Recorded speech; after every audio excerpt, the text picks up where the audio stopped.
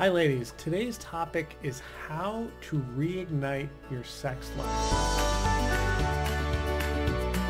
So first, let's talk about the skill set of sex. Now let's be really candid about this. When you turn 15 and you start going to, let's say, like 22, that's when you learn all of your skill set for some sort of sexual interaction. Maybe you get your first kiss at 15 and you start working on the kiss, and then maybe you have sex at 18-ish, and then you're working on that skill set, and then you stop. This is basically most of your skill set for sex that you're going to really need. You've spent a lot of time getting pretty good at it, and then you're like, well, this is what I got. Now, reigniting your sex life is not about re-looking at your skill set that much. Yeah, you can learn some new tricks, but ultimately you're probably pretty decent at this at whatever point you're watching this video, especially if you're over 25. So don't worry about the skill set. What I want you to start working on is this puppy. Because sex is all about what's happening up here and the excitement that we can have going on in here that causes things to be happening down and around here. Does that make sense? So let's talk about the progression here. So I'm first going to give you a quote. Love enjoys knowing everything about you. Desire needs mystery. So let's look at the progression. When we first start dating someone, we get really excited that we like them, and then we want to know everything about them, and then we have sex. So let's say we have sex at a month or two in, and it's electric, and then we continue having sex maybe for the first year, all while continuing to grow our intimacy. In that first year, there's still things we can learn about this partner which causes sex to still be wonderful. Around year 2, year 1, year 2, let's call it year 2, sex may start to drop off. We did it? Well, you did. I didn't want the whole thing to go that fast. I don't think anybody did. And you know why it drops off?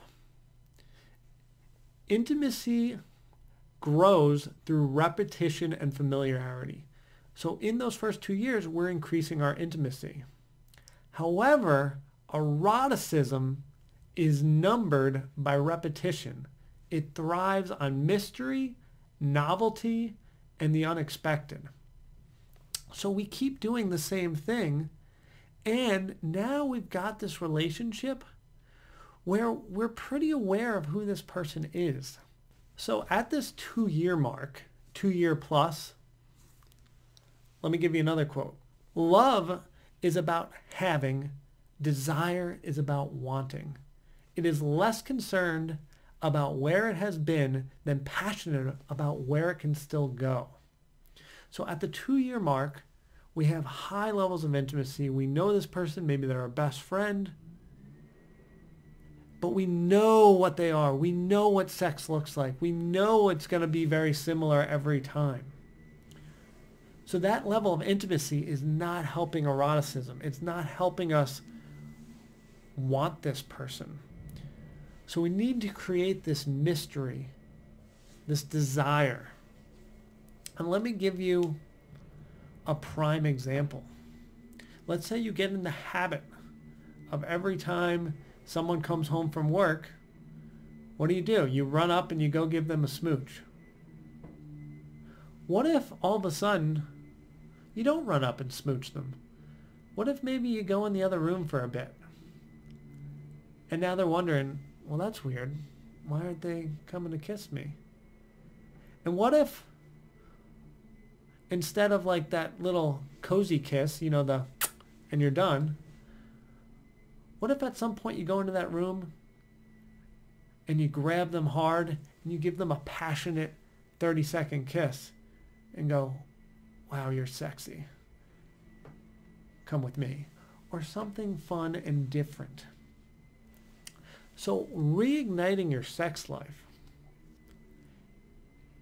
is throwing variables. You know, think about a guy throwing a pitcher in baseball. If he throws the same pitch every time, They're going to be knocking home runs, no problem. That's why there's a variable system for how he pitches. That if the catcher and him are doing it right, it's not a pattern. It's totally variable. You cannot predict it.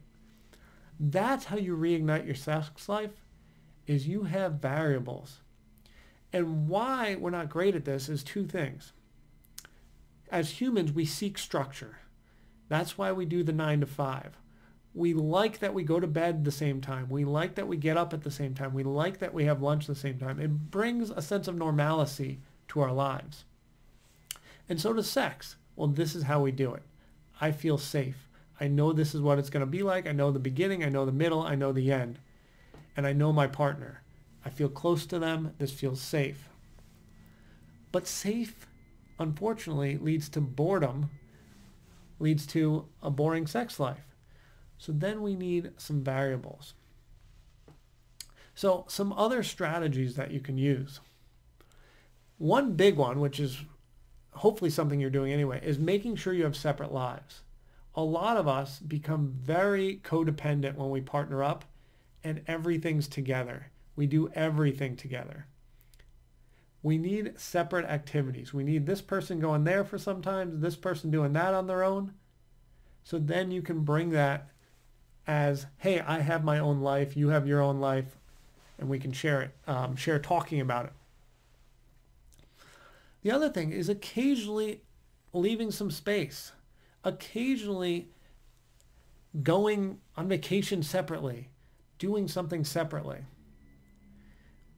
Distance makes the heart grow fonder. This is wildly true. It's very important, especially in long-term relationships, marriages, that you allow for people to go away and then come back. It reminds you how much you miss this person, how intimate you want to be with them, how much you miss their body. You've got to allow for some space. All right, team, that is just the tip of the iceberg in terms of some strategies. What I would love to hear from you, which I think will be helpful for me and the rest of the folks watching, is what are some ways you can build some mystery in your sex life? Go in the comments and help everyone out. How can you make some variables? How can you not have this standard structured sex life that we've all been having? And especially for you folks that are single, I'd love to hear what you do to make it exciting. For you folks that are married in a relationship, I'd love to hear for it.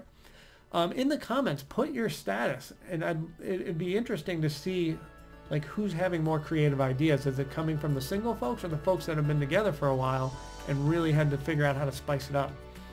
I think that'd be very interesting for me to read, and I think for all of you. So I appreciate if you take the time to do that. I love all of you. Don't forget to smash the like button, subscribe if you haven't, and we'll plop some more videos if you want to keep watching there and there. Keep going. We'll see you next time.